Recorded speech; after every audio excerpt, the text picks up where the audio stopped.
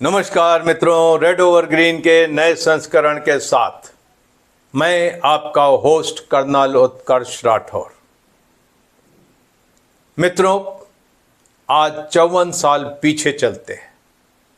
16 दिसंबर 1971 को ढाका के race course पर एक इतिहास लिखा गया और उस इतिहास का गवाह है ये आइकॉनिक फोटोग्राफ। बात करें 1971 के जंग की तो भारत की स्थिति बहुत अच्छी नहीं थी। भारत की सेनाओं को दो फ्रंट पर लड़ना पड़ रहा था, वेस्ट पाकिस्तान और ईस्ट पाकिस्तान। आर्थिक स्थिति भी बहुत अच्छी नहीं थी। उसके ऊपर भारत को प्रतिकूल इंटरनेशनल प्रेशर का सामना करना पड़ रहा था। यहां तक कि तत्कालीन अमेरिकी राष्ट्रपति रिचर्ड निक्सन और उनके विदेश मंत्री हेनरी किसिंजर भारत को खुलेआम धमका रहे थे। यही नहीं, 9 दिसंबर 1971 को उन्होंने अमेरिकी नौसेना का सबसे ताकतवर बेड़ा 7th fleet bay of Bengal के लिए रवाना कर दिया। इन सब से घबराए बिना भारतीय सेनाओं ने आगे बढ़कर युद्ध लड़ा, पाकिस्तान के 2 टुकड़े किए और बांग्लादेश को जन्म दिया और भारत दक्षिण एशिया में एक विजयी राष्ट्र बनकर उभरा। द्वितीय विश्व युद्ध के बाद यह पहला मौका था कि किसी देश ने 93,000 युद्धबंदियों का आत्मसमर्पण स्वीकार किया हो। हम सभी ने अपने बचपन में इतिहास पढ़ा है और इतिहास की किताबों में हमने सिर्फ पराजय की गाथाएं पढ़ी। पानीपत हो या प्लासी हो, भारतीय सेनाओं को हमेशा पराजय हाथ लगी थी। हालांकि भारतीय सेना ने ब्रिटिश इंडियन आर्मी के साथ मिलकर कई निर्णायक युद्धों में विजय प्राप्त की, लेकिन भारतीय सेनाएं भारत की सेनाओं के तौर पर यह पहला मौका था कि एक निर्णायक युद्ध लड़ा गया और एक कॉम्प्रिहेंसिव विक्ट्री हमने हासिल की। इसलिए ये फोटोग्राफ इम्पॉर्टेंट है। भारतीय सेनाओं ने 1971 से लेकर 2024 तक जो आत्मविश्वास कमाया है, क्षेत्र में नाम कमाया है और क्षेत्र में अपना इन्फ्लुएंस बढ़ाया है, ये फोटोग्राफ उस सफर की कहानी कहता है, सफरनामा है, दस्तावेज है, एक मोहर है। इसलिए ये फोटोग्राफ हमें हमारे दिलों के करीब माना जाता है। मैं आपको ये सब क्यों बता रहा हूं? दिसंबर में खबर आई कि ये फोटोग्राफ जो कि भारत के थल सेना अध्यक्ष के कार्यालय में साउथ ब्लॉक में लगा रहता था, वहां से हटा दिया गया और उसकी जगह एक नए चित्र को लगा दिया गया।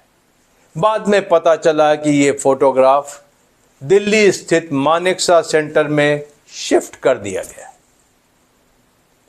जिसकी वजह से बहुत से लोगों को निराशा हुई, दुख हुआ और गुस्सा आया। खास करके वेटरन्स को गुस्सा आया, जिन्होंने 1971 की लड़ाई लड़ी थी और देखी थी। आइए बात करते हैं कि ऐसा क्या था इस फोटोग्राफ में और नए फोटोग्राफ में है जो कि अलग है। मैंने आपको नए फोटोग्राफ के बारे में बता दिया कि एक दस्तावेज है, भारत के विजय का दस्तावेज है, भारत के आत्मविश्वास का दस्तावेज है और भारत के रीजनल पावर बनने की कहानी का दस्तावेज है। आइए बात करते हैं नए फोटोग्राफ में क्या है। यह चित्र संभवतः भारतीय सेना के विकास को पौराणिक एवं ऐतिहासिक परिदृश्य में दर्शाने का एक प्रयास है। यद्यपि मुझे इसके सृजनकर्ता के विषय में कोई जानकारी नहीं है, किंतु इतना स्पष्ट है कि इसमें किसी प्रसिद्ध एवं स्थापित चित्रकार के स्ट्रोक्स नजर नहीं आते। एक प्रकार से मेड टू ऑर्डर किस्म का कार्य जान पड़ता है। और कदाचित कलाकार के स्वयं की मौलिक कल्पना ये नहीं है। इसे कला की दृष्टि से अगर देखा जाए तो एक पुख्ता कॉम्पोजिशन कह पाना थोड़ा मुश्किल होगा, और एक किस्म का भित्ति चित्र, म्यूरल, मोन्टाज या कोलाज इसे कह सकेंगे। ऐतिहासिक और पौराणिक पात्रों के चरित्रों और आधुनिक युद्धक शस्त्र अस्त्र वाहनों के इसमें समावेश करने का प्रयास इस चित्र में किया गया है।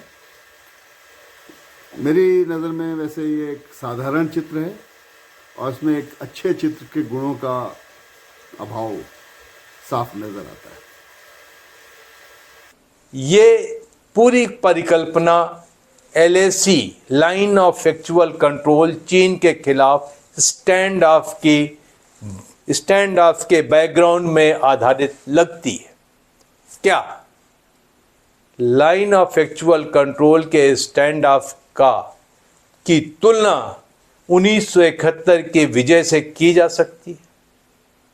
अगर हम अपनी उपलब्धियों पे गौरवान्वित नहीं होंगे तो दूसरे क्यों कर होंगे?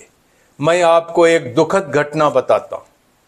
16 दिसंबर को प्रधानमंत्री नरेंद्र मोदी ने एक ट्वीट किया। उसमें विजय दिवस के उपलक्ष्य पे उन्होंने बधाई दी और शहीदों को याद किया। और इस ट्वीट के जवाब में बांग्लादेश के इंटरिम गवर्नमेंट के लॉ एडवाइज़र आसिफ नजरुल ने ट्वीट किया और कहा कि बांग्लादेश के लिबरेशन वॉर में भारत की एक सहयोगी भूमिका थी। बांग्लादेश ने अपने लिबरेशन वॉर को स्वयं लड़ा। भारत अपनी भूमिका को बढ़ा चढ़ाकर प्रस्तुत न करे। इससे ज़्यादा हैरानी तब हुई जबकि Mohammad Yunus, chief adviser Bangladesh government के ऑफिस ने इस ट्वीट को रीपोस्ट किया। इसके मतलब है कि उन्होंने इस बात को, ये आसिफ नजरुल की बात को तस्दीक किया। और इसी तरीके से एक छात्र नेता हसनैत अब्दुल्ला ने भी इसी तरीके का ट्वीट किया।